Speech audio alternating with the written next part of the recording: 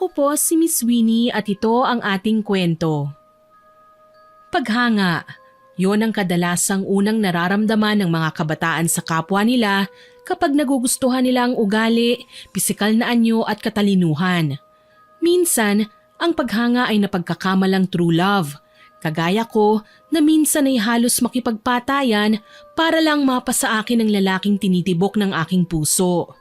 Hindi ko nga lang akalain na may tao ng muntik nang mapahamak nang dahil sa aking kapangahasan. Hindi naman po talaga ako masamang tao, Miss Winnie. May mga pagkakamali lang akong nagawa dahil sa padalos-dalos na desisyon na dapat sana ay ilang beses kong pinag-isipan bago ko yun gawin. Ako nga po pala si Trina, 32 years old sa kasalukuyan. Para lubos niyong maintindihan ang aking mga hugot na wika ng mga kabataan ngayon, ay ikukwento ko sa inyo ang aking nakaraan. Noong ako'y 19 anyos pa lamang. Jared, mahal kita! Ano? Naririnig mo ba yung sarili mo, Trina? Bakit? May masama ba sa sinabi ko?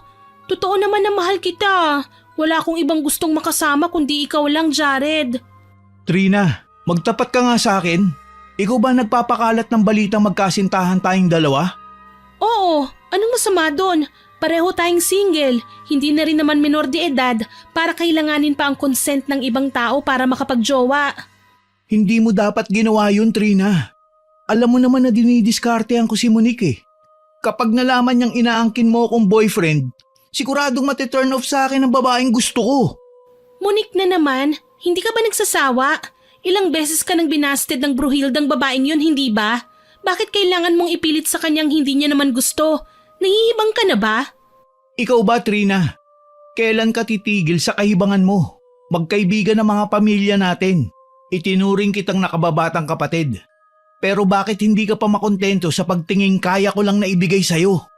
Kasi nga mahal kita. Hindi ka ba nakakaintindi? Hindi ko kayang makita na may mahal kang iba. Tsaka hindi ka niya pinapansin, Jared. Pakiusap, sa akin ka na lang. Hindi mo mararanasan ang sakit na pambabaliwala niya sa'yo. Wala akong pakialam. Tinabig ng binata ang kamay ko, tsaka niya ako walang habas na iniwan. Marahil nakilala ko ni Jared bilang spoiled brat. Pero kaya ko namang magpakabait eh. Kahit sinanay ako ng aking mga magulang na nakukuha ang lahat ng gusto, palibhasa nga nag-iisang anak lamang ako. Hindi naman kami nabibilang sa pinakamayaman, pero may kaya ang pamilya namin. May sariling bakery si mama sa bayan. Si papa naman isang abogado. Umiyak ako at hindi na pinansin pa ang nanghuhusgang tingin ng mga kapwa ko estudyanteng nakatingin sa akin. Karamihan sa kanila pinariringgan ako. Malandi, walang delikadesa, desperada. Halos lahat na yata ng masasakit na mga salita natanggap ko na. Pero baliwala lahat sa akin yun. Ang mahalaga lang, makuha ko ang gusto ko. Nagpupunas na ako ng aking mga luha nang may mahihinang tapik akong naramdaman sa aking balikat. Lumingon ako at nakita ang nag-aalalang si Monique. Bakas sa magandang mukha ng dalaga ang simpatsya sa akin. Trina, ayos ka lang ba? Ayos lang ako, Monique. Huwag mo na akong alalahanin pa. Hindi ba sinabi ko naman sa'yo na kapag may problema ka, nakahanda akong makinig? Sige na, magkwento ka na. Family problem lang. Maayos ko rin to. Pagkakaila ko, ito ang isa sa problema ko kay Monique. Maganda na nga, sikat pa sa campus, matalino, mayaman, anak ng may-ari ng mismong universidad kung saan ako nag-aaral. Ubod pa ng baitang babae. Walang estudyante sa buong campus ang hindi nasilayan ng kanyang magagandang ngiti. Isa sa mga katangian na kinahuhumalingan ng kababata kong si Jared sa kanya. Well, kung family problem yan, wala naman sigurong hindi nadadaan sa maayos na usapan, Trina. Lapitan mo ang mama at papa mo. Sabihin mo sa kanila kung anong problema. Mag-open up ka sa kanila.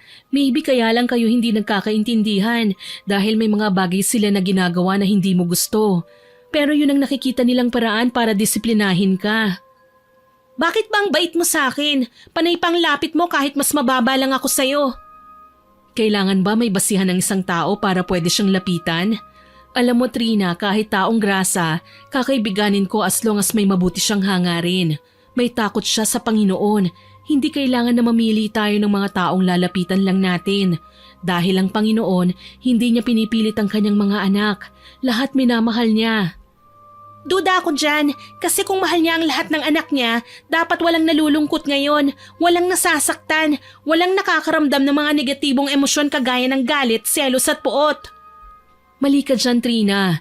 Ang mga taong nakakaranas ngayon ng sakit, sinusubok sila ng Panginoon kung hanggang saan ang katatagan nila, pero hindi sila kailanman pinabayaan. O paano, mauna na ako sa'yo ha, may klase pa ako eh. Hindi ako umimik nang tumayo na siya at iniwan ako.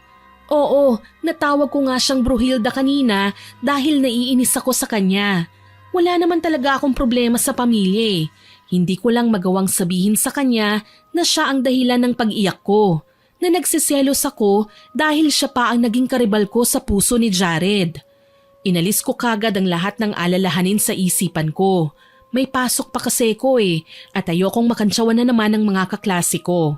Nagmadali ako sa pagpunta sa school building namin nang mamataan ko sina Jared at Monique na nag-uusap sa isang sulok ng koridor. Malapit nang magsimula ang klase ko pero hindi ko maiwasang maintriga sa kung ano man ang pinag-uusapan nila. Siguro nga sinasaktan ko na ang sarili ko pero kailangan kong marinig ang mga sasabihin ni Monique nang sa gayon maipamukha ko kay Jared na ako lang ang babaeng nararapat sa kanya. Kailan mo ba talaga ako sasagutin, Monique? Ilang beses na ako nanunuyo sa'yo pero palaging walang nangyayari. Sana naman, pagbigyan mo na ako sa hiling ko. Be my girlfriend. Mamahalin kita ng totoo. Jared, marami pa akong obligasyon sa pamilya ko eh. Kailangan ko pang magtapos ng pag-aaral. Ako lang ang inaasahan nila na magmamana ng lahat ng negosyo namin eh. Kung isisingit ko ang pakikipagrelasyon, baka makagulo lang yun sa lahat ng plano ng mga magulang ko. Nakahanda akong maghintay, Monique. Kahit kailan pa yan. Kahit tumanda pa ako, nakahanda akong hintayin ka. Mahal na mahal kita. Mahal din naman kita, Jared eh. Pero sana intindihin mo ko. Hindi ko pa kayang i-entertain sa ngayon ang pakikipagrelasyon eh. Okay na sa akin ang magkaibigan lang muna tayo. Tatanggapin ko ang sinabi mo. Pero hindi ko hahayaang may ibang lalaking lalapit sa'yo. Ako lang, Monique. Akin ka lang. Nanlaki ang mga mata ko nang makitang niyakap ni Jared ang dalaga. Ni hindi man lang umangal si Monique. Sa halip, yumakap pa siya ng mahigpit. Tila ba hindi man lang sila nakakaramdam ng takot kung may makakita man sa kanila o kung pag-usapan sila ng mga tao. Kung kanina ay mahapdi lang, ngayon pakiramdam ko pinasabog na nila ang puso ko. Sobrang sakit ng nasaksihan ko ngayon. Mukhang ako na lang ang umaasa sa wala. Sa halip na pumasok ako sa klase, bumuelta ako palabas ng school campus. Pinara ko ang pinakaunang taxi na dumaan sa aking harapan at nagmamadaling sumakay. Sa bahay ni Tito Nicanor ako nagtungo. Minsan lang magpunta sa tahanan niya ang aking mga magulang. Hindi kasi nila gusto ang paraan ng paghahanap buhay ng aking tiyuhin. Kilala si Tito Nicanor dito sa kanilang lugar bilang si Mang Canor. Siya ang takbuhan ng mga taong maraming gustong malaman tungkol sa espiritualidad at kababalaghan. Isang paranormal expert, medium expert, albularyo, antingero, may kakayahan at kaalaman sa witchcraft o mahikang itim. Tuwang-tuwa ang matanda nang dumating ako sa bahay niya. Trina, iha, kumusta? Salamat naman at nadalaw mo ko. Abay minsan na lang kayo mapagawi dito ha? Kaso, hindi ba't may pasok ka? Hindi na po ako pumasok sa natitira kong klase, Tito eh. Naisip ko lang pong pumasyal dito. Pumasyal nga lang ba? O gusto mong may mapaghingahan? Tito. Kilala kita, iha. Alam ko na ang hilatsya niyang pagmumukha mo. Pamilyar na sa isipan ko kung masaya ka, nalulungkot o may dinaramdam. Sige na, hayaan mo na. Hindi naman ako tsismoso eh. Lalong hindi kita isusumbong sa mama at papa mo. Ano ba ang problema? Si Jared po, Tito. Ikinuwento ko sa kanya ang tungkol sa ginawa kong pagtatapat kay Jared. Wala akong nilihim kay Tito dahil alam ko na hindi niya ako huhusgahan. Ganon din naman ang mga magulang ko eh. Pero iba kasi kapag si Tito na ang kausap ko. Hindi ako nahihiya sa kanya. Loko pala ang Jared na yan kung ganun. Hayaan mo, bibigyan natin siya ng leksyon na hindi niya kailanman makakalimutan. Sabihin mo nga ngayon, Iha, ano ba ang mga katangian ni Monique para kahumalingan siya ng husto ni Jared? Maganda po si Monique, tito. Mabait, matalino, sikat pa sa campus dahil bukod sa mayaman, siya pa ang nag-iisang anak ng may-ari ng university kung saan ako nag-aaral. Mukhang nasa kanya na nga ang lahat, Iha. Alam mo, pwede nating imaniobra ang mga bagay-bagay. Bakit po, tito? May plano ka? Depende kung sasang-ayunan mo ang mga binabala ko. Sabihin mo na po para alam ko. Alam niyo namang ayokong nabibigla, hindi ba? Siya. Halika na sa aking opisina. Sumunod ako kay tito nang pumasok siya sa kanyang sinasabing opisina. Dito nakalagay ang mga kagamitan niya sa panghuhula, pakikipag-usap sa mga namayapa na, Ouija board, mga kagamitan sa pangungulam at mga samot-saring agimat. Naupo ako sa nakalapag ng monoblock chair. Pinagmasdan ko ang malaking hugis bituing nakaguhit sa malapad at kulay itim na sementadong sahig. May nakatayo ng mga kandila sa bawat sulok ng bituin. Naupo si tito sa gitna ng bituin at binuklat ang itim niyang may kakapalang libro. Iha, ano ang buong pangalan ng babaeng pinagseselosan mo? Monique po, Monique Salazar. May litrato ka ba? Saglit lang po. Kinuha ko ang aking cellphone at nag-search sa mga social media accounts. Nang may makuha kong larawan ng babae, ipinakita ko yon kay tito. Mukhang ang Diyosa. Teka, may printer dun sa study room. I-print mo ang larawang yan at isulat mo ang buong pangalan saka mo ibigay sa akin. Sige po, tito. Sandali lang po. Isang kopya lang ha, Iha? Sure po. Salamat, tito. Dali-dali kong ginawa ang pinag-uutos niya.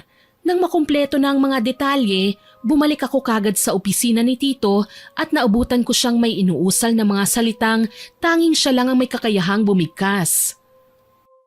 Iha, pakilapag ang larawang yan sa loob ng bituin.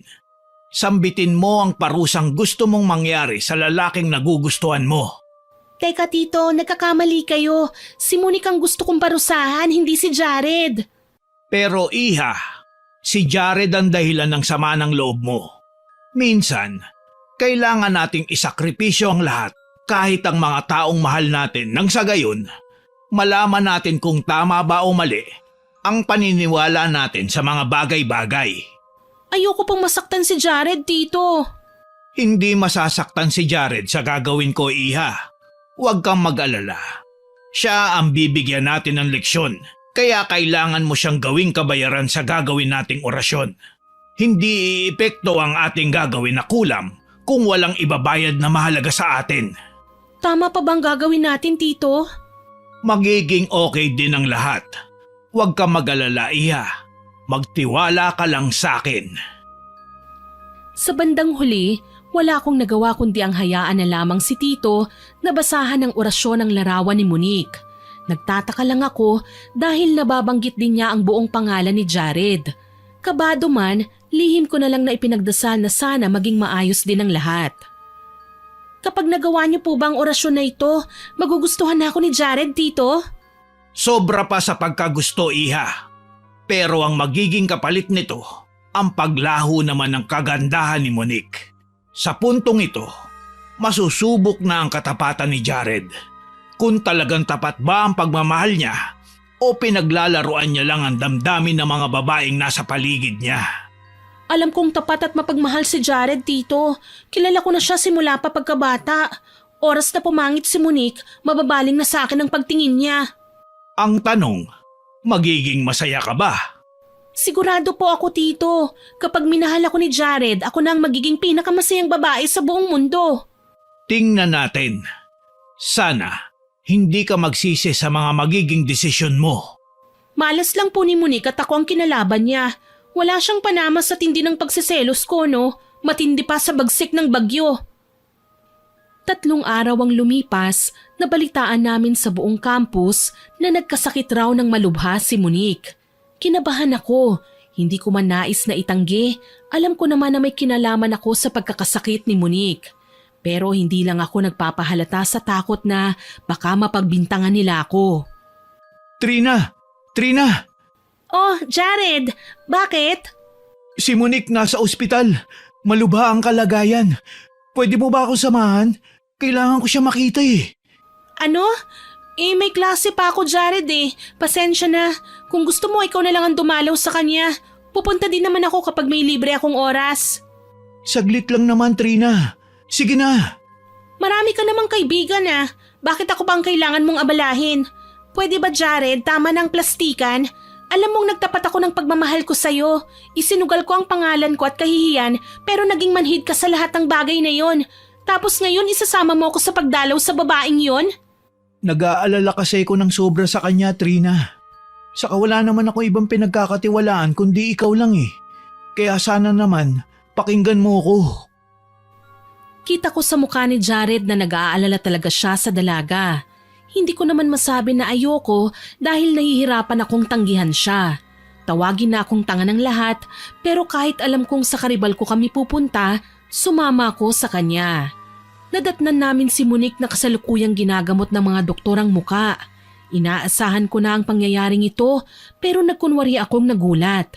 Nagimbal naman si Jared at hindi kagad nakapagsalita. Diyos ko! Anong nangyari sa mukha mo, Monique? Nagsimula lang ito sa lagnat, Trina. Ewan ko ba, noong una akala ko chickenpox lang eh. Pero habang tumatagal, lumalaki at namamagana ng husto hanggang sa magsugat at magkaroon na ng nana. Ano raw ba ang pinagmulan? May sinabi na ba ang doktor? Wala pang findings eh. Hindi pa masabi ng doktor ang eksaktong karamdaman ko. Pero Monique, nagbago ang mukha mo. Parang nasunog. Gagaling pa rin naman daw ito, Jared. Huwag kang mag-alala. Ang mabuti pa, pupunta muna ako sa kantin. Bibili ko lang kayo ng makakain. Sige, salamat. Nang makaalis si Jared sa kwarto ng kinaroroonan ni Monique, napahinga ako ng maluwag. Pakiwari ko may nagbago sa pakikitungo ni Jared. Bigla siyang nanlamig at animo ayaw nang magtagal sa iisang lugar kasama si Monique. Dahil wala pa ang mga magulang niya na saglit na nagpaalam sa amin, naisipan kong bantayan na lang muna ang dalaga. Ako muna ang nag-asikaso sa kanya. Habang ginagawa ko yun, panay naman ang kwento sa akin ng dalaga. Ang totoo niyan, Trina, marami pa akong pangarap sa buhay eh. Hindi naman siguro lingid sa iyong kaalaman na nag-iisang anak lang ako, tapos may edad na ang mga magulang ko. Hindi ko naman sila pwedeng basta na lang pabayaan. Kawawa naman sila. Tama ka naman, Monique. Pero masaya ka ba sa ginagawa mo? Halos nasa iyo ng lahat maliban lang sa love life. Wala ka bang balak na mag-boyfriend? Wala bang nagpaparamdam sa'yo? Ang totoo meron, Trina. Isa na sa kanilang kaibigan mo, si Jared. Gusto mo ba siya? Mabait si Jared, matalino din at masipag. Ilang beses nang nanligaw sa akin si Jared eh, pero hindi ko siya masagot-sagot eh.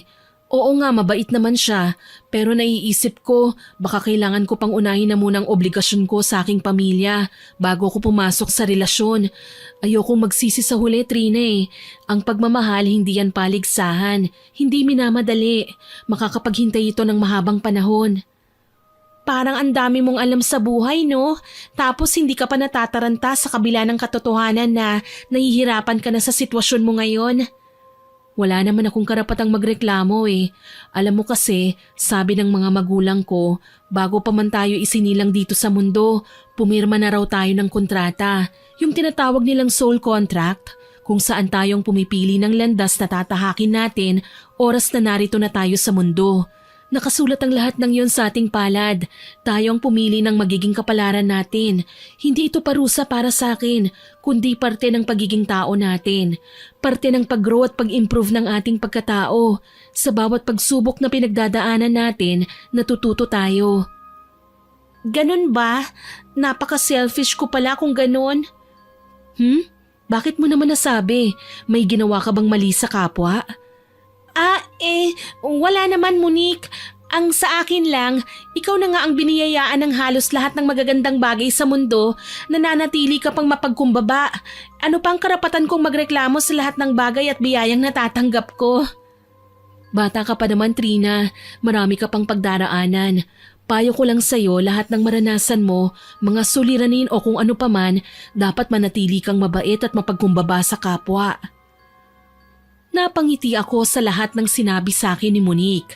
Ewan ko ba, biglang gumaan ang pakiramdam ko sa kanya.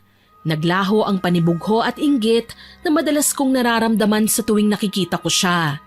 Gayunpaman, ngayon ko lang nakausap ng masinsinan si Monique. Siguro hindi tamang makipaglapit na ako sa kanya ng tuluyan. Pwede pang magbago ang pakikitungo niya sa akin oras na gumaling siya. Pwede pang bumalik ang pagiging loner ko oras na bumalik kami sa eskwelahan. Kung gaano kadali niya akong napangiti, siya namang pagkawala ng saya sa mukha ko dahil sa pagsagi ng alalahaning yon. Monique, pasensya ka na ha, pero kailangan ko nang umalis eh. Teka, hindi mo ba hihintayin si Jared? Hindi na siguro, may klase pa kasi ko eh. Maaga pa naman kaya alam kong makakaabot pa ako. Sige, ikaw ang bahala. Pasensya na sa abala ha. Ingat ka. Ikaw din, pagaling ka. Tinapik ko ang balikat niya at tinanggal ang pilit ng ngiting nakapaskil sa aking labi nang makatalikod na ako sa kanya. Hindi ako dapat makampante.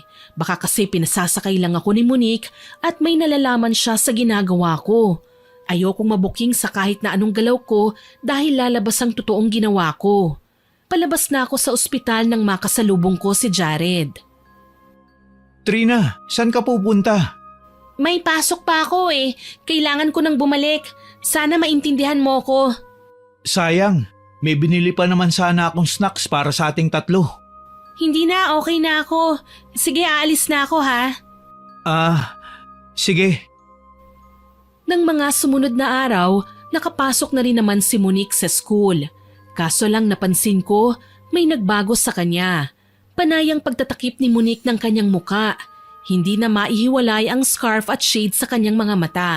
Hindi na rin siya gaanong bumabati sa mga taong nakakasalubong niya. Dati, taas noo at kampante siyang nakikipag-usap sa halos lahat ng taong nakakatagpo niya sa daan. Pinagmamasdan ko siya ng isang grupo ng mga malditang babae ang lumapit kay Monique at namewang ang babae. Nakita kong dinuro-duro siya tsaka biglang hinablot ang nakatakip na scarf sa kanyang muka. Napasinghap ako nang makita ang nakakahindik na nangyari sa kanyang balat. Puro sugat at animo nagiging kalyo. Bakit niyo ginawa yon? Alam niyo naman siguro na nananahimik ako rito. Angal ng dalaga. Sa halip na pakinggan ay pinagtawanan siya ng mga babae, ngunit lumapit si Jared at pinatigil sila sa panglalait. Hindi ko alam kung ano ang sinabi ni Jared at nagawa niyang paalisin ng mga bulis. Para mas marinig silang dalawa, naisip kong maglakad palapit at nagkunwaring hindi sila nakikita. Tutal hindi pa naman nila ako napapansin eh. Monique, bakit kasi pumasok ka pa sa school? Alam mo naman na marami kong lessons na kailangang habulin, hindi ba? Kahit na, alam mo na makikita nila ang mukha mo. Paano mo ipapaliwanag yan? Na basta na lang tumubo sa mukha mo na walang findings? Hindi hihinto ang buhay ko dahil lang sa may deprensya ako. May mga obligasyon ako sa pamilya ko, Jared. Hindi ikaw ang makakapigil nun. Naririnig mo ba ang sarili mo? Hindi ka na maganda, Monique. Hanggat nandito ka, patuloy ka lang nilang kukutsayin at aapihin. Kahit pa ikaw ang anak ng may-ari ng eskwelahan na to. Kahit anak nga ako ng may-ari ng university na to, hindi ko pinapayagan ng mga magulang ko na itrato nila akong prinsesa. Mas magiging masaya ako kung gagalaw ako na kapantay ang ibang estudyante. Ngayon kung naiirita ka sa mukha ko, pwede ka nang lumayo. Abat! Naalarma ako nang makitang sinamaan ni Jared ng tingin si Monique. Ibang-ibang pinakita niyang ugali ngayon. May halong panghuhusga, naglaho na ang paghanga at pagmamahal. Ako naman, aminadong selos na selos sa dati ay pagkahumaling ni Jared kay Monique. Pero inatake ko ng matinding konsensya nang makitang sasaktan siya ni Jared nang dahil lang sa nagbago ang itsura ng dalaga. Nanliit ako sa aking sarili. Hindi ko akalaing magagawa ko ang mga bagay na ito nang dahil lang sa selos. Kaagad akong pumagitna sa kanilang dalawa. Ano na naman ang ibig sabihin nito, Jared? Huwag mo namang sasaktan si Monique. Umalis ka na, Trina. Huwag mo kaming pinakikialaman. May mahalaga kaming pinag-uusapan ng babaeng to. Ano bang nangyayari sa'yo? Bakit bigla kang nagbago? Sinabi mo na mahal mo si Monique. So ano to? Oo, minahal ko si Monique. Halos magmukha akong aso sa kakasunod sa kanya pero walang nangyayari. Tapos ngayon wala na sa kanyang ganda. Sa kanya ako didikitan? Ano to, lukuhan? Parang napakababaw naman yata ng rason mo, Jared. Hindi porke may nangyari sa itsura ni Monique, hindi na siya maganda. Tignan mo nga yung sarili mo. Nararamdaman kong gustong magwala ni Jared ng mga sandaling yun, kaso hindi niya magawa. Pinalilibutan na kasi kami ng iba pang mga estudyante, kaya umatras siya at ibinalik ang maamo niyang muka. Ako naman, hindi ko alam kung bakit nagawa kong kampihan si Monique. Hindi ko naiwasang taasan ng boses si Jared, gayong siya naman itong gusto ko. Pero bakit hindi ako masaya? Dala ng matinding frustration, muli akong nagpunta sa bahay ni Tito. Tinawagan ko siya para hindi na muna umalis sakali man na may lakad siya. Mahalaga kasi ang sasabihin ko sa kanya. Tito, nandito na po ako. Oh, Iha. Hindi ko akalaing mas mapapaaga ang pagpunta mo dito kaysa sa inaasahan. Inaasahan niyo na darating ako? Oo naman, kasi kilala kita. Alam kong mapag-obserba kang bata at hindi ka masama. Minsan, may nasasabi o nagagawa ka lang dulot ng kawalan mo ng kontrol sa sitwasyon. Nadadarang ka ng galit. Hindi ka nakakapag-isip ng tama. Paano niyo po nalaman ang lahat ng yun? Lumaki ka man sa piling ng mama at papa mo, madalas ka naman nilang ikwento sa akin sa telepono kahit hindi tayo palaging nagkikita. Kabisado ko na ang ugali mo, Iha. Spoiled brat ka pero hindi salbahe. Tito, nakukonsensya po kasi ako sa pinagawa ko sa inyo. Nakikita ko kung paano kinakawawa ng ibang tao si Monique. Hindi naman po yun ang gusto ko. Ang nais ko lang naman, malamangan ang kagandahan ni Monique nang sa gayon mabaling sa akin ang pansin ni Jared. Bakit? Hindi ba sang-ayon sa'yo ang nangyayari? Pangit na si Monique. Ilang araw mula ngayon, ibabaling na ni Jared ang kanyang pagtingin sa'yo. Ewan ko po, Tito. Sa halip na mag-celebrate, parang hindi ako masaya. Naaawa ako sa kanya, lalo na't nakikita kong pinagkakaisahan siya ng iba. Alam ko naman na walang gusto sa akin si Jared, pero hindi naman mapang-api sa akin ng ibang tao. Mabilis kang matuto, Iha. Kaso lang, pasensya na.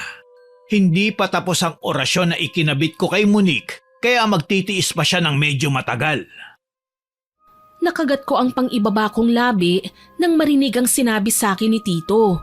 Mukhang matagal-tagal ko ring iindahin ang konsensya dito sa puso ko. Naging padalos-dalos ako sa aking mga desisyon, gayong sa maikling panahon na nakilala ko si Monique, napagtanto ko kung gaano siya kabait. Trina, Iha, huwag kang mag-alala. Hindi malalagay sa peligro ang buhay ni Monique. Marahil, hindi mo pa napapagtanto ang aral na sinasabi kong matututunan mo sa puntong ito. Pero alam kong balang araw, malalaman mo din kung ano ang nais kong ipahiwatig sa'yo. Ano po bang dapat kong gawin sa ngayon, Tito? Hindi naman pwedeng hayaan ko na lang na magdusa si Monique.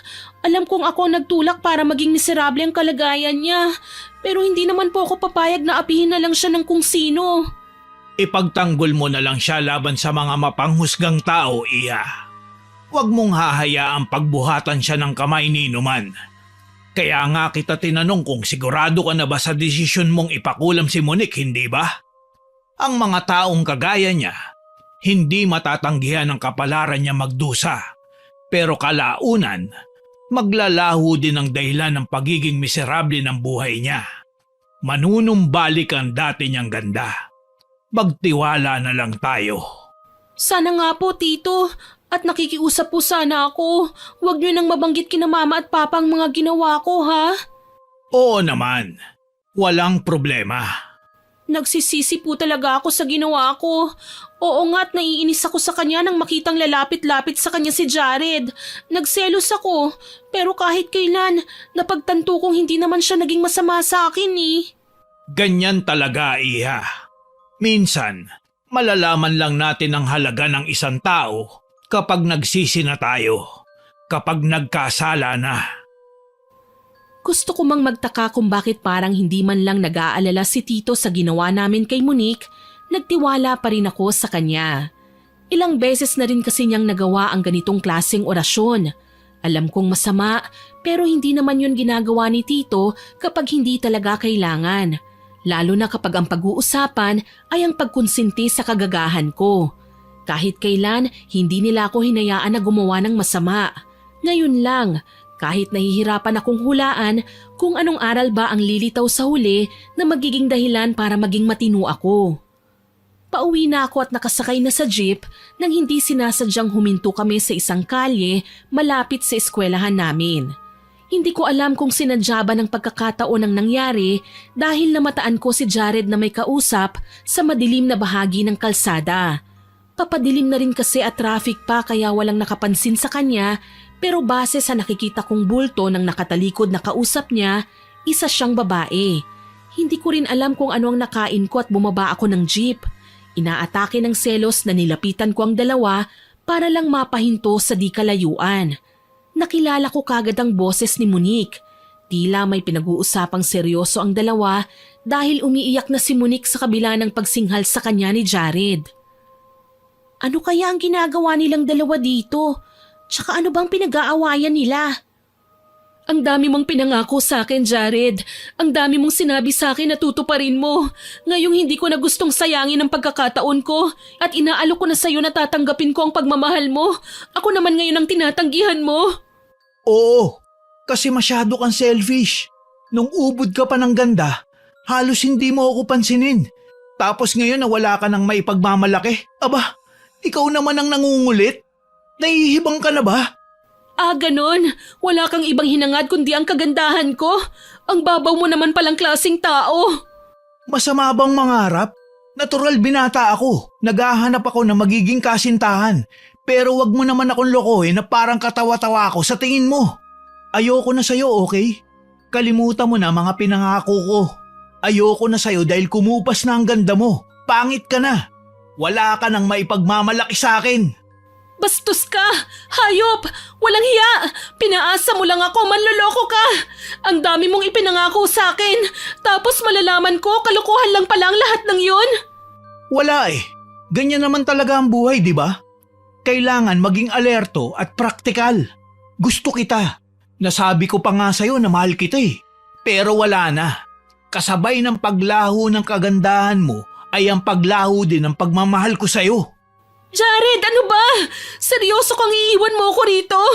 Jared! Walang gagahasa sa'yo. Sa pangit mo ba namang yan? Nakita kong tuluyan na ngang nakalayo ang binata sa kinatatayuan nila kanina. Naiwang umiiyak si Monique. Kung sa ibang pagkakataon at ibang tao lang ako, malamang humahalakhak na ako sa labis na tuwa. Dahil tuluyan na ngang tinalikuran ni Jared si Monique. Nagbago na ang kanyang ugali. At sa totoo lang, hindi ko yun nagustuhan. Bago pa man umalis si Monique, nakalapit na ako sa kanya. Kita kong gulat na gulat ang dalaga, hindi makapaniwala na maaabutan ko siya sa lugar na yon. Gayunpaman, hindi ako nagpakita ng kahit na anong masamang reaksyon. Tinapik ko ang kanyang balikat. Okay ka lang? Nag-away kami ni Jared eh. Narinig ko nga. Nasaksihan mo pala ang lahat.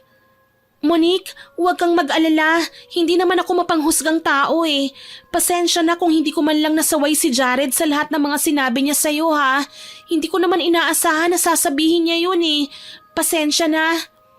Wala ka namang kasalanan, Trina. Sa pagitan lang namin to ni Jared. Hindi ko lang kasi akalain na dahil sa pagbabago ng pisikal kong anyo, iiwasan na niya ako. Mas mapanghusga pa siya sa lahat ng mapanglait na tao. Kahit na, Monique, kaibigan ko si Jared, kaya responsibilidad ko rin na pagsabihan siya. Paano? Saan ka pupunta niyan? Uuwi na siguro ako. Sinadya ko lang naman talagang makipag-usap kay Jared kasi iniiwasan niya ako sa eskwelahan. Gusto mo ba ihatid na kita? Naku, wag na. May sasakyan naman ako tsaka hinihintay ako ng driver. Buti hindi kanya sinusumbong sa mga magulang mo, no? Ayokong gumaya sa iba, Trina. Gusto ko lang naman na itrato ako ng normal Yung pambubuli kanina, tanggap ko na yon. At least kahit pumangit ako, nararamdaman ko na ngayon na normal akong tao, na hindi nila ako kailangang itratong parang kung sino. Napaka down to earth mo talaga, no? Wala naman kasing magagawang mabuti ang maging mapagmataas Mas malapit tayo sa karma. Tsaka wala namang mawawala kung mas pipiliin nating maging mabuting tao kesa sa maging mapang-api. Hindi naman to teleserye. Ngumiti ako at pilit na tinago ang pag-usbong ng awa habang inaayos niya ang scarf sa tumatabing sa mukha niya. Oo nga at may kakaibang nangyari sa mukha ni Monique, pero hindi nun matatakpan ang kagandahan niya. Nakikita ko pa rin ang maningning niyang mga mata, ang mapupula niyang labi. Tila tinakpan lang ang alindog niya pero hindi ibig sabihin nun tuluyan na nga yung naglaho. Alam mo, baliktad yata ang pagkakaalok mo Mukhang dapat akong maghahatid sa inyo. Halika, sabay na tayong umuwi. Naku, parang nakakahiya naman yata. Ano ka ba? Okay lang yon. Maliit na bagay lang naman ito Unless natatakot ka rin sa akin.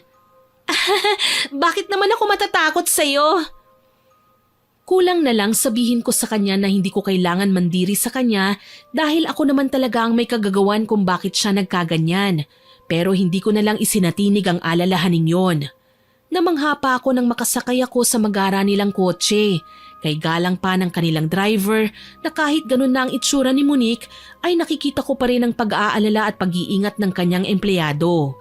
Mas lalo akong nalubog sa kahihiyan dahil sa aking ginawa. Ako na may negatibong pag-iisip, ako na nagpadala sa selos kung wala namang basihan kung dapat ko bang maramdaman. Kahit noong huminto kami sa harap ng aming bahay, puno pa rin ng pag-iingat sina Monique at ang driver sa akin. Nahihiya akong nagpasalamat sa dalaga. Maraming salamat nga pala sa paghahatid niyo sa akin, Monique. Halika, dito na lang kayo maghapunan. Siguradong matutuwa ang mga magulang ko kapag nakilala ka. Ha? Tsaka na lang, Trina. Baka kasi iniisip mo ang magiging reaksyon nila? Huwag kang mag-alala, hindi naman sila kagaya ng iba Sila ang pinakamaintindihing taong nakilala ko at kahit kailan hindi ka nila huhusgahan.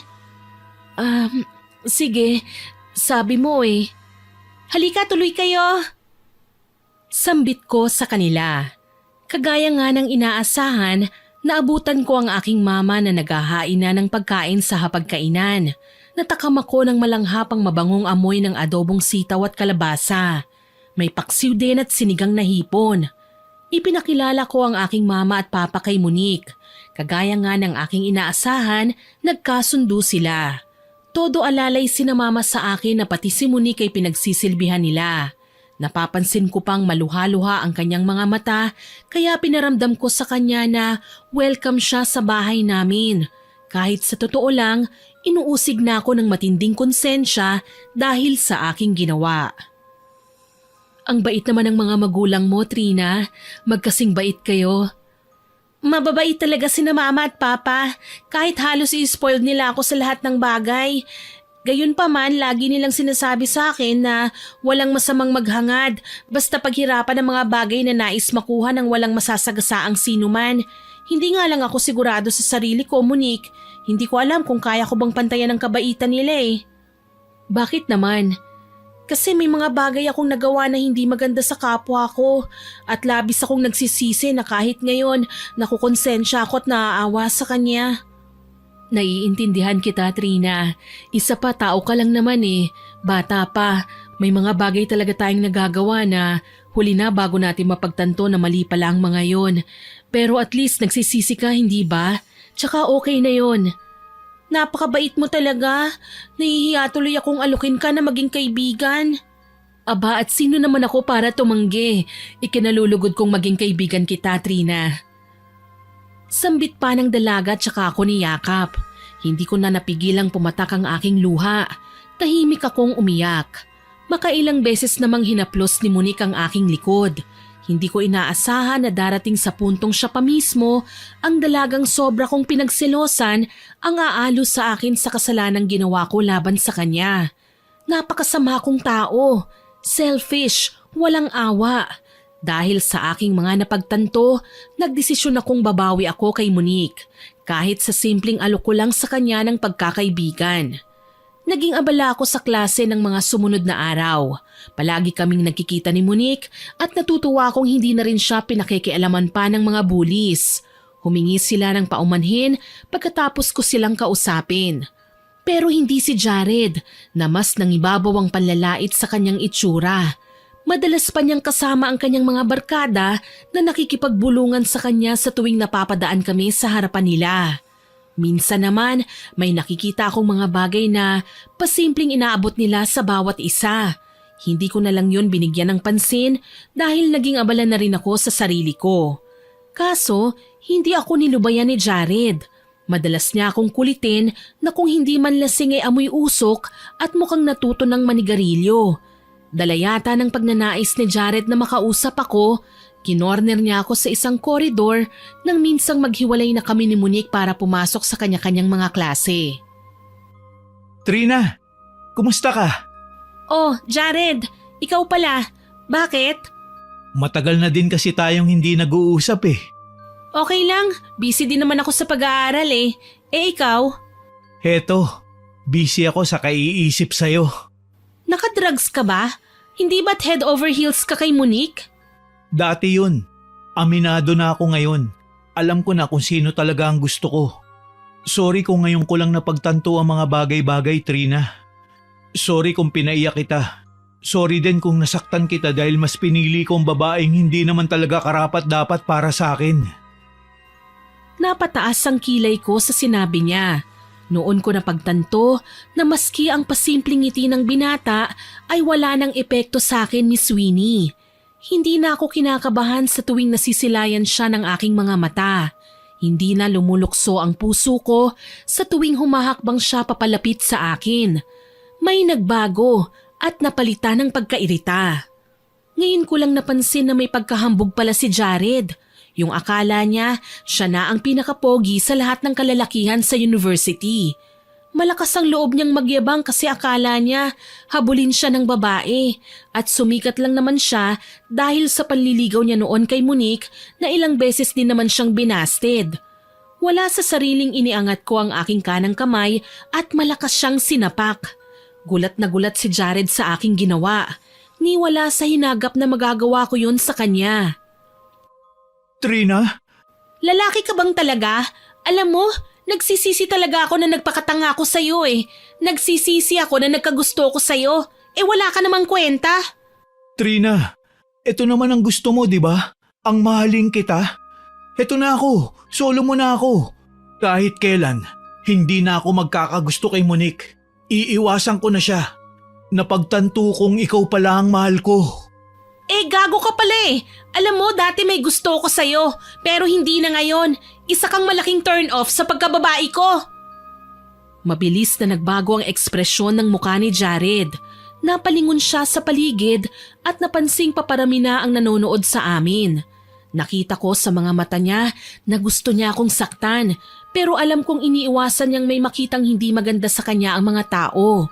Marahan niyang hinigit ang aking braso at gigil akong binulungan. Ano bang pinagsasabi mo, Trina? Ipinapaya mo ba ako talaga sa harapan ng maraming tao? Sinasadya mo ba to? Ang hirap kasi sa'yo, Jared. Nasasanay ka na puro magaganda ang nasa paligid mo eh. Bakit? Hindi ba may gusto ka kay Monique? Ilang beses mo siyang niligawan. Anong nangyari at iniwasan mo siya? Huwag mong sabihing nandidiri ka na sa itsura niya. Trina. Sayang, Jared. Baliw na baliw pa naman ako sa'yo noon. Pero ngayong nakita ko na kung paano ka makitungo kay Monique, alam ko na ngayon na wala sa akin o sa kanyang problema. Ikaw, Jared, ikaw ang may problema. Trina, Jared, anong nangyayari? Nag-aaway ba kayo? Ikaw, kasalanan mo to, Monique. Pati si Trina galit na sa akin. At mukhang close na kayo, ha? Ano, magkaibigan na ba kayo? Pinag-uusapan niyo ako? Oo, pinag-uusapan namin kung gaano kasama ang ugali mo. Halika na, Monique. Iwanan na natin ang hayop na lalaking yan. Trina, sandali! Wag na wag kang magkakamaling sundan kami, Jared. Sayang lang akala ko nasira ng pagkakaibigan natin sa pagtatapat ko sa'yo. Pero mas lalong sinira mo ang pagtingin ko sa'yo dahil sa masamang ugaling pinakita mo. Walang nagawa si Monique nang hablutin ko siya at isama paalis. Malayo na kami sa kinaroroonan ni Jared nang huminto kami ni Monique. Tama bang narinig ko, Trina? Nagtapat ka ng pag-ibig kay Jared? Oo, may gusto kasi ako kay Jared, Monique. Pero dati yon, saksi ako sa matinding pagkagusto niya sa'yo. Ilang beses din akong sumunod-sunod sa kanya na tila ba isang desperadang babaeng wala ng pag-asa na magkaroon ng relasyon sa buhay. Matagal ko na siyang gusto, Monique. Simula pa nung mga bata pa lang kami. Sorry, hindi ko alam. Naging dahilan din pala ako ng pagkabigo mo sa pag-ibig. Kaya pala sa tuwing makikita kita, palagi kang malungkot. Patawarin mo ko. Wala ka namang kasalanan eh. Sa katunayan yan, ikaw pa nga ang nagligtas sa akin mula sa muntikan ko ng pagkabaliw sa kanya. Ha? Paano ko naman nagawang iligtas ka? Sa pamamagitan mo, nalaman kong hindi naman pala sincere magmahal si Jared. Ang gusto lang niya ay ang maganda at maipagmamalaki niya. Bulok ang pagkatao niya, Monique. Ngayon ko lang napagtanto na tama nga ang payo sa akin ng tito ko. Humarap ako kay Monique at niyakap siya. Nagkaiyakan kami at nagpasalamatan. Gusto kong humingi ng tawad sa kanya ng personal pero natatakot akong ipagtapat sa kanya ang mga nagawa ko kaya nalagay sa miserableng sitwasyon ng buhay niya. Mula ngayon, wala na tayong aatupagin kundi ang mapabuti ang buhay ng bawat isa. Iiwasan ng mga mapansamantala at mapang-abusong ang habol lang ay kagandahan at kasikatan. Yan din ang gagawin ko, Monique. Maraming salamat ha. Naging maayos din naman ang aming pagkakaibigan sa paglipas ng mga araw.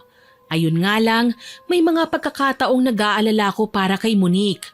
Mas lalong lumalala ang kanyang karamdaman eh. Madalas na siyang hindi pumapasok kaya palagi ko siyang dinadalaw sa bahay nila. Nang makita ko ang dalaga, naawa ako ng husto sa kanya. Nakita kong namayat si Monique at namumutla. Wala na ring kislap ang sigla ng kanyang mga mata. Maging ang buhok niya ay magulo at wala ng kintab. Madalas din siyang magsuka at mahimatay sabi ng mga magulang niya. Yon ang dahilan kung bakit kailangan siyang manatili sa ospital para lang maasikaso ang kanyang lumalalang kalagayan. Kumusta ka na, Monique? Heto, ayos naman, Trina. Nangihina lang pero alam ko naman nagagaling din ako makalipas ng ilang linggo. Nag-aalala ako para sa'yo, Monique. Ano kaya kung lumapit na tayo sa albularyo?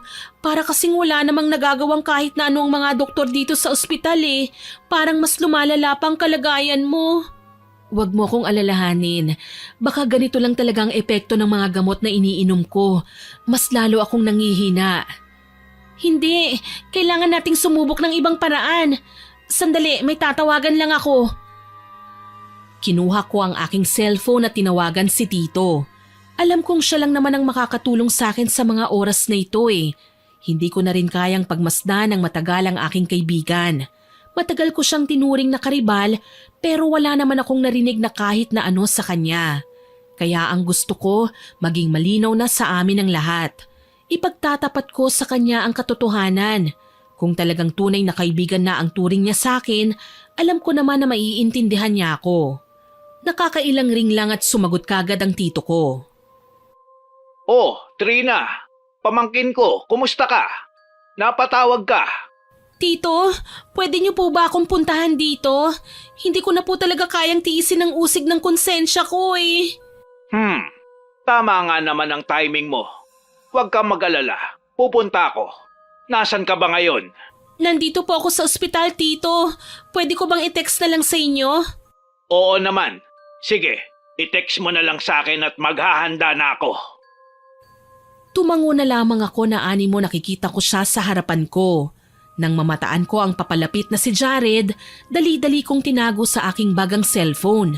Ni hindi nga ako nakagalaw kagad nang hilahin ako ni Jared at dalhin sa isang sulok. Ano bang problema mo? Amoy alak ka! Naglasing ka! Mag-uusap tayo. At wala kang pakialam kung nakainom man ako o hindi. Ano pa bang dapat nating pag-usapan? Nilinaw ko naman sa'yo na tigilan na natin to. Ano ang titigilan natin? Wala pa nga tayong nasimulan eh. Alam kong gusto mo ko, Trina. Pa-hard to get ka pa. Alam ko naman na mabaliw-baliw ka sa akin noon. Ano nangyari? Bakit nanlamig ka sa akin? Dahil nalaman mong hindi ko na kayang mahalin si Monique dahil pangit na siya? Mag-isip ka nga. Sino bang matinong taong gugustuhin na magkanobya ng pangit, ha? Ang babaw mo, Jared. May sakit na nga si Monique, sinisiraan mo pa. Sana pala ikaw na lang ang pumangit, ano? Sana lumipat sa'yo ang sakit na dinaranas ngayon ni Monique. Mas deserve mo yun eh. Sana pumangit ka. Singhal ko sa kanya sabay bira ng alis. Habang pilit kong kinakapa ang aking damdamin, gusto kong umiling. Wala na talaga akong nararamdaman na kahit na ano para kay Jared eh.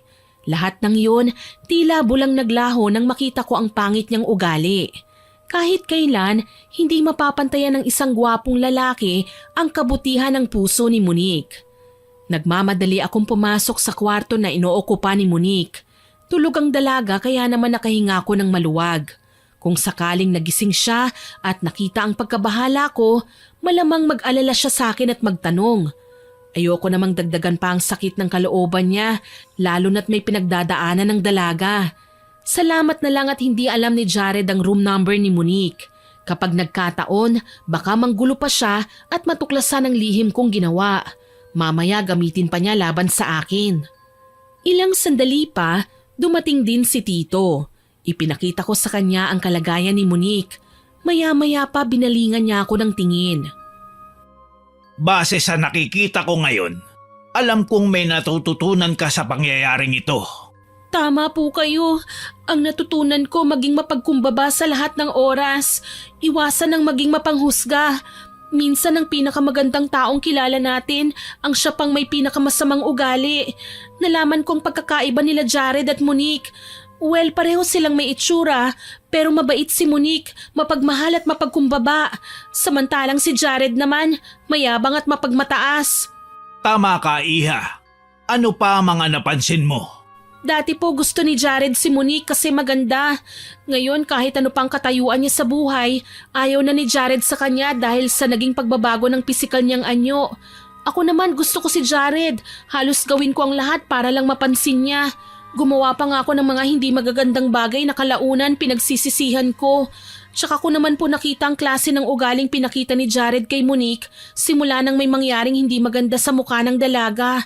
Naging mayabang na siya, mapili at mataas ang kumpiyansa sa sarili. Malinaw na kung sa akin man mangyari ang nangyari kay Monique, hindi niya ako magugustuhan dahil nakatingin lang si Jared sa pisikal na anyo at hindi sa tunay na kabutihang nilalaman ng puso. At alam mo bang hindi niya naman tunay na mahal si Monique? Idinaan ko nga lang ito sa pagtatawas. Pero may pustahan pala sila ng kanyang mga kaibigan na kapag napasagot niya si Monique, malaki ang mapapanalo niya. Ay grabe naman palang samang tao niya. Kaya ngayon, oras na ng paniningil, Iha. Gagamutin ko na si Monique at babalingan ang inalay mong lalaki sa akin, si Jared. Nanlaki ang mga mata ko nang may ilabas na malaking tila kahon ng sapatos si Tito. Minuksan niya ito at may inilabas siyang manika na kasing laki ng mga Barbie dolls na binibenta sa merkado. Gawa ito sa putik at kulay itim. Ang pinagtataka ko lang, may nakadikit na kung anong makapal na balat sa bandang mukha ng manika, parang kagaya ng nasa mukha ni Monique. Kinabahan ako, napalunok ng laway. Nakita ko nang tanggalin ni Tito ang makakapal na balat sa manikang hawak niya. Anong klaseng bagay po yan? Secret. Heto, tanggapin mo na tong ointment na ginawa ko mula sa mga halamang gamot at ipahid mo sa mukha ni Monique. Ibang klase ka, Tito. Nagbibigay ka ng karamdaman pero may gamot ka rin. Siyempre naman. Kailangan kapag gumawa tayo ng mga sakit, dapat may antidote. Sa bagay, mas maganda na yung handa. Sige na, gamutin mo na ang kaibigan mo. Basta kahit anong mangyari, wag na wag mong sasabihin sa kanya ang tungkol dito. Opo, Tito. Tumalima na ako sa utos ng aking tiyuhin. Tinanggalan ko ng takip ang binigay niya sa akin tsaka dinutdot ang aking daliri. Ipinahid ko yon sa kanyang muka.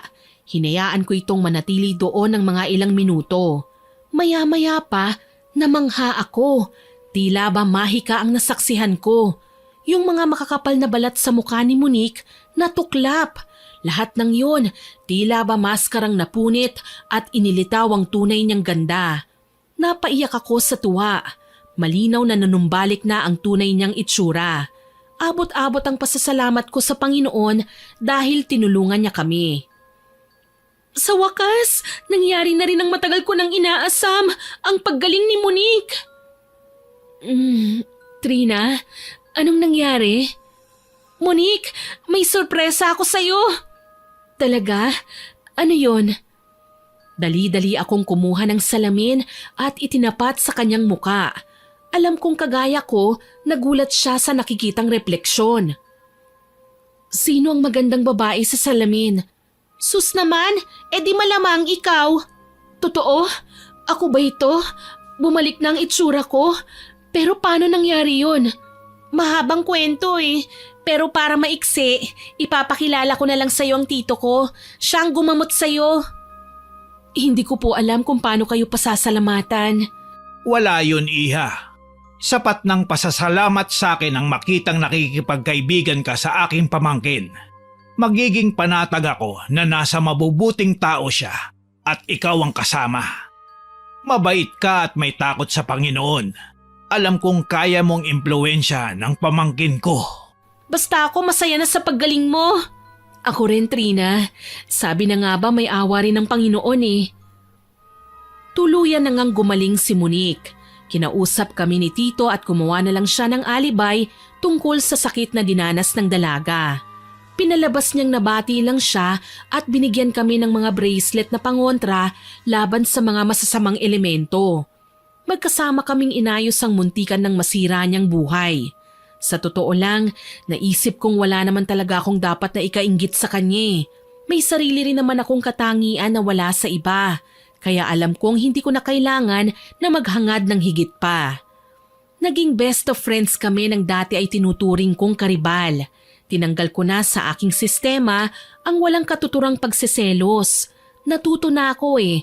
Pero sa kabila ng mga magagandang bagay na nangyari sa buhay ko, may isa pa palang tao ang hindi natututo. Si Jared. Pauwi na ako mula sa eskwelahan ng hapong yon nang abangan niya ako sa labas ng gate. May dala siyang motorsiklo at nakikita ko naman na maayos ang tingin niya sa akin. Parang nakikinikinit ako ang dating Jared na tunay kong kakilala. Ngumiti siya sa akin na ginantihan ko naman. Dito ko lang siya natitigan ng maayos. Malaki ang pinagbago ni Jared. Nangangalumata at medyo humpak ang pisngi niya.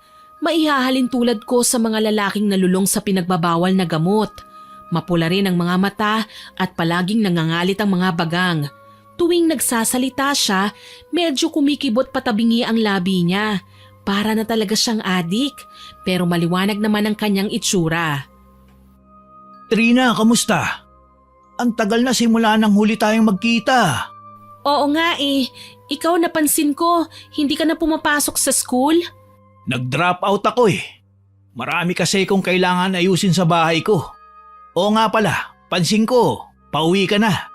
Okay lang ba na sabay tayo? Pero daan muna tayo sa resto. Kain naman tayo. Matagal na kasi kitang hindi nai-invite eh. O kahit sa bake shop lang. Nadaanan ko kanina. Marami silang bagong bake na cake.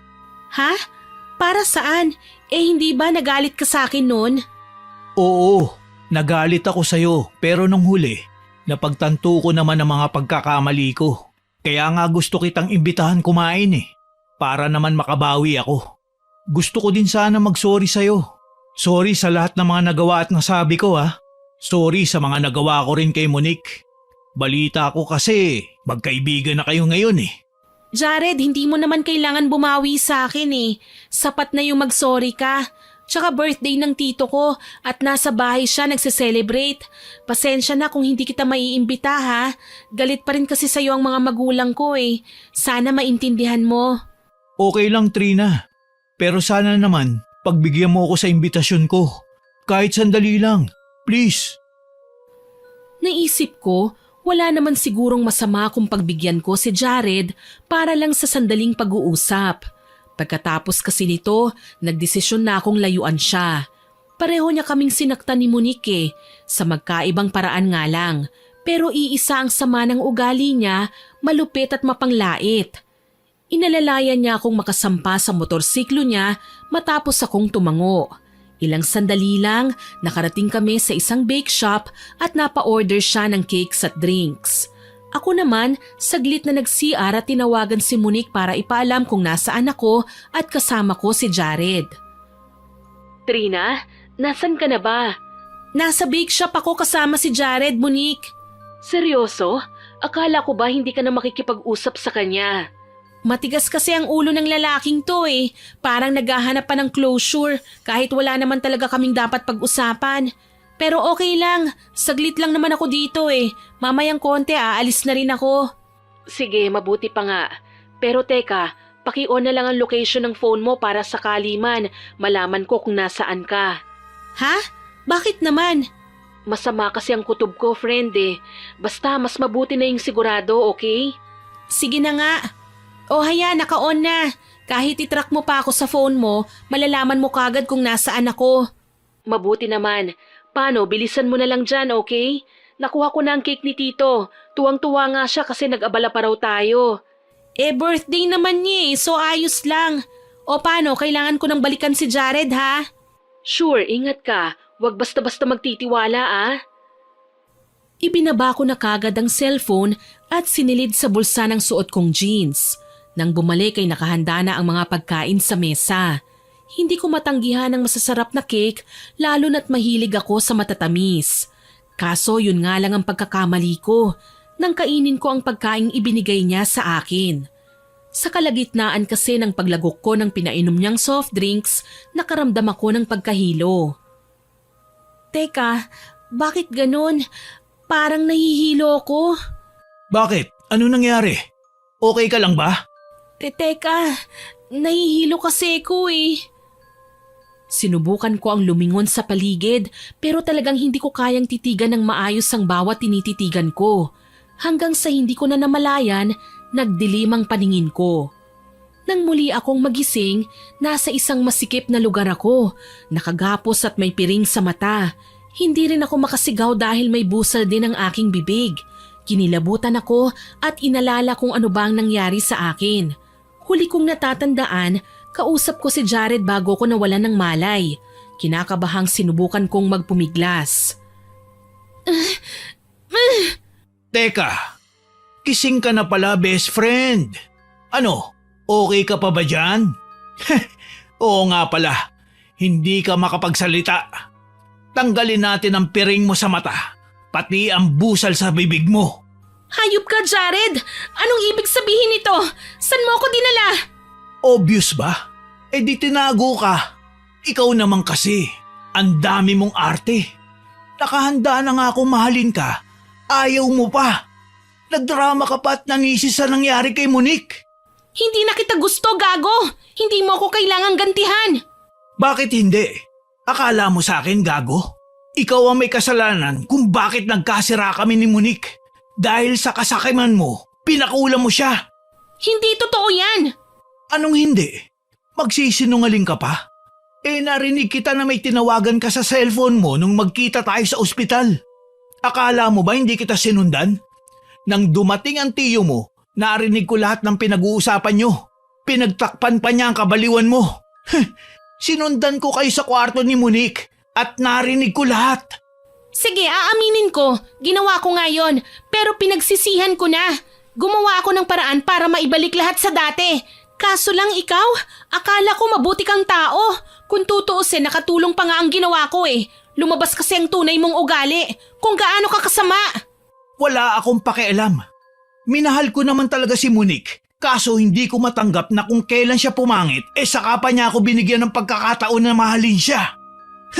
Hindi ba parang nalugi ako? Tapos nandyan ka? Naisip ko, bakit hindi natin bigyan ng pagkakataon ng isa't isa? Total naman, mahal mo ko. At baka dumating din ang oras na ma-develop ako sa'yo.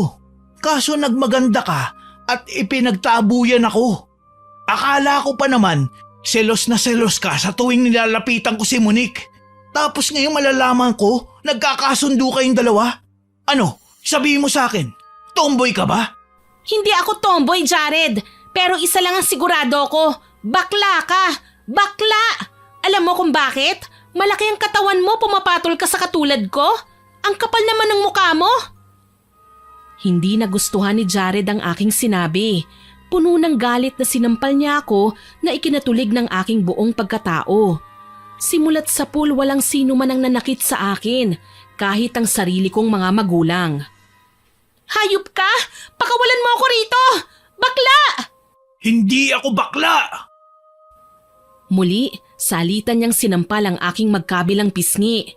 Halos mahilo na ako sa lakas nun, lalo na't nagsisimula ng mamaga ang aking muka. Naramdaman ko na rin ang pagbakat ng kanyang palad sa aking pisngi. Sobrang sakit sa totoo lang. Pero hindi ko pinakita sa kanya na nasasaktan ako. Ni hindi nga ako umiyak eh. Para sa akin, binigyan ko na siya ng pagkakataong laitin ako oras na makita niyang pumatak ang mga luha ko. Talagang matapang ka. Hindi ka man lang umiyak. Malayo ka na sa lampa at balat sibuyas na kababata ko noon na palagi kong pinagtatanggol. Lumabas din sa bibig mo. Magkababata tayo. Bakit mo to ginagawa? Dahil gusto ko. May iba pa bang rason, ha? Siguro adik ka, no? Huwag ka nang magkunwari, Jared. Alam ko ang totoo, kahit hindi mo pa sabihin. Huwag mo nang bilugin ang ulo ko sa pagsasabing minahal mo si Monique dahil alam ko, pinagpustahan niyo lang kami ng mga kaibigan mo. Talagang matalino ka, Trina. Nalalaman mo kagad ang mga bagay-bagay. Pwes, ano pang itatanggi ko? Ngayong alam mo naman pala ang totoo. Sige, sasabihin ko. Adik nga ako. At ang pustahan, totoo yun. Nagpustahan kami ng mga kaibigan ko. Ang gagawin namin pambayad, mga drugs. Ano, masaya ka na? Hayop ka, Jared! Magbabayad ka! Ang tapang mo ay nakagapos ka naman dyan. Sayang lang.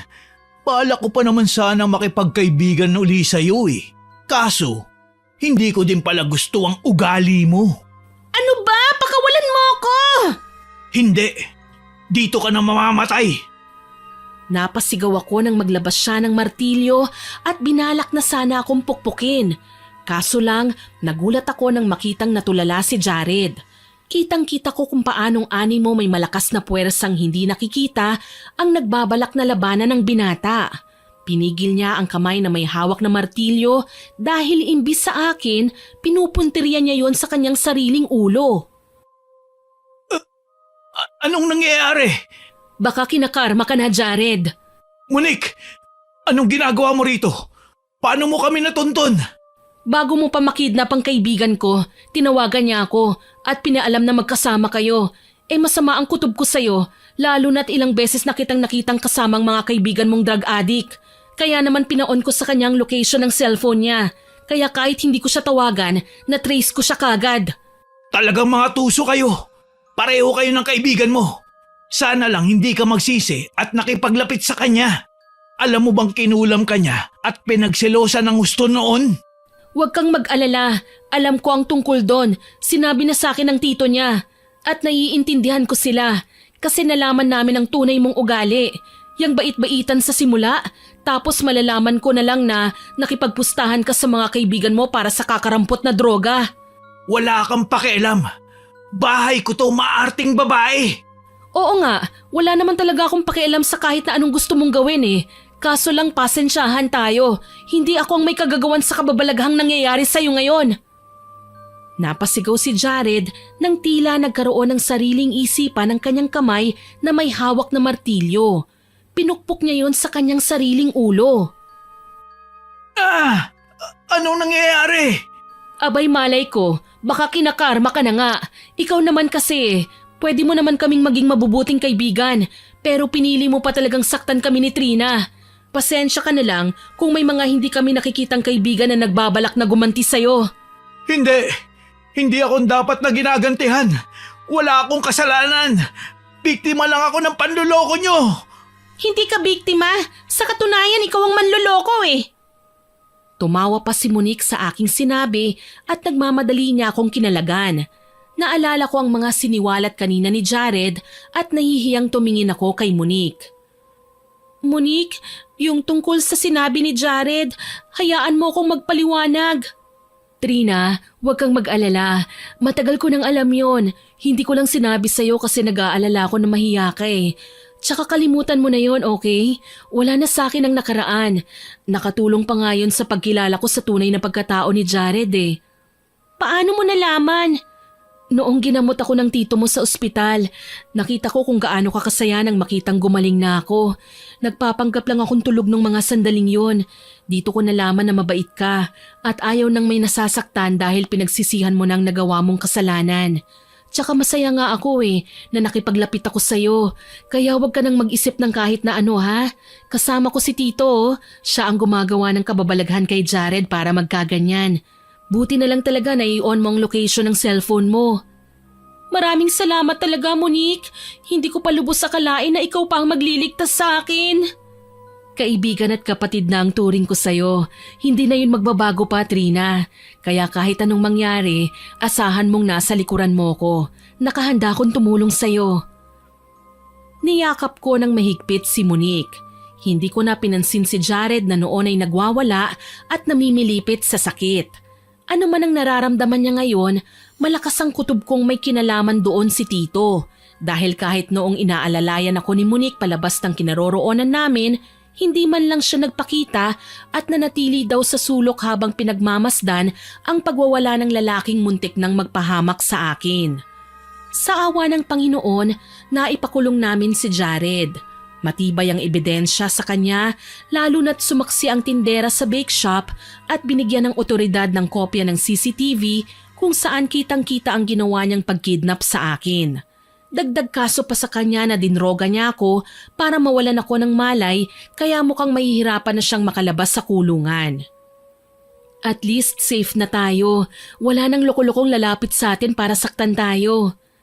Nangihinayang lang ako sa sinapit ng buhay niya. Naging magkababata kami at mabait naman siya eh. Hindi ko lang alam kung bakit siya nagkaganyan. Hindi na ako magtataka. Nalulung siya sa pinagbabawal na gamot eh. Lumabas na ang resulta ng drug test at nagpositibo siya na gumagamit ng drugs. Sinayang niya lang talaga ang buhay niya, no? Napakarami pa naman sanang pagkakataon para magbago siya pero hindi niya ginawa. Wala na tayong magagawa. Yun na talagang sasapitin niya sa buhay niya eh. Maging preso hanggang kaya niya. Pero salamat ha, niligtas mo ko. Mas magpasalamat tayo sa tito mo. Siya ang may hawak ng kababalaghan na nagpasuko kay Jared. Sabay naming nilingon ang tito ko na noon ay nakangising kumaway sa amin. Alam kong marami siyang kalokohan pero hindi ko inaasang hindi pa pala siya makukontento hanggat hindi personal na humingi ng tawad sa amin si Jared. Niyaya niya kasi kami na magtungo sa kulungan makalipas ang 2 linggo. Tito, hindi na rin naman siguro high si Jared ngayon ano? Iha, wala na siyang mapagkukuhanan ng drugs dito sa loob ng kulungan. Saka nahuli na rin ang supplier nila. Ay, mga kabataan talaga. Hindi ko lubos maisip na magagawa nilang lumikha ng sariling kababalaghan dahil lang sa nakahit-hit sila. Sa tingin mo po, natakot na nga ba talaga si Jared, Tito? Hindi ko alam, Iha. Pero sana nga naman, matuto na siya sa kanyang leksyon. Lalo na at nasa atin ang alas para makakita pa siya ng araw, kalsada at kalayaan sa labas ng bilangguan. Lumapit kami sa warden at sinabi namin na dadalawin si Jared. Sa visitors area kami pinaghintay. Ilang sandali pa lumabas na ang binata at nakaposas. May kasama siyang pulis na siyang umaalalay sa kanya para makaupo. Gulat na gulat kami ni Monique sa aming nakita. Mas nakakasindak ang kanyang anyo dahil kumulubot at namagana ng mas makapal pa yata sa kalyo. Ang kanyang mga mata naging singkit dahil pati noon niya namamagana rin. Kung gaano nakakaawa ang mukha ni Monique noong pinakulam ko ang babae, triple pa ang dinanas ngayon ni Jared. Oh my God! Anong nangyari sa'yo, Jared? Eto, pumangit. Tito? Nagkibit lang ng balikat si Tito pero alam kong may kinalaman siya ngayon sa pinagdadaanan ni Jared.